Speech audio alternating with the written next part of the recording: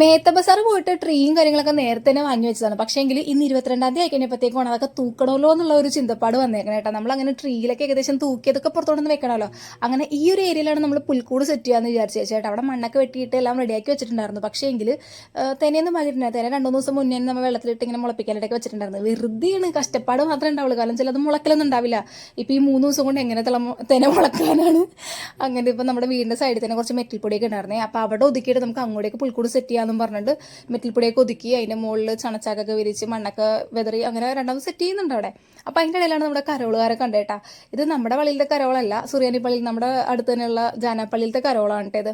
അപ്പോൾ നമ്മുടെ വീടിൻ്റെ ഓപ്പോസിറ്റുള്ള വീട്ടിൽ കരോളിന് വന്നതാണ് ആൾക്കാർ. അവിടുത്തെ ഫാമിലി യൂണിറ്റിൻ്റെ കരോളാണിത്. അപ്പോൾ അത് കണ്ടപ്പോൾ നമ്മളും പുറകെ ഓടിച്ചെന്ന് കാണാനായിട്ടുള്ള ക്യൂരിയോസിറ്റി കൊണ്ടിട്ടാ. നോക്കിയപ്പോഴത്തേക്ക് കണ്ടടാ, അച്ഛനാണ് അവിടെ നിന്നിട്ട് ഡ്രമ്മൊക്കെ കോട്ടാണ്. നല്ല വൈബ് അച്ഛൻ, അടിപൊളി പരിപാടി. കരോള് നല്ല രസം ഉണ്ടായിരുന്നിട്ട് എല്ലാവരും കൂടി കൂടിയിട്ട് നല്ല പരിപാടിയായിരുന്നേ. അങ്ങനെ കുറച്ച് നേരം അവിടെ നിന്ന് കണ്ട് ഞങ്ങൾ. ഇവക്കൂട്ടനാണെങ്കിൽ കരോളുകാരെ കണ്ടിട്ട് അവരോടെ പോകാനുള്ള തിരക്കായിരുന്നിട്ട് അവനും തല്ലിൽ തൊപ്പിയൊക്കെ വെച്ചിട്ടാണ് വന്നിട്ടുണ്ടായിരുന്നത്.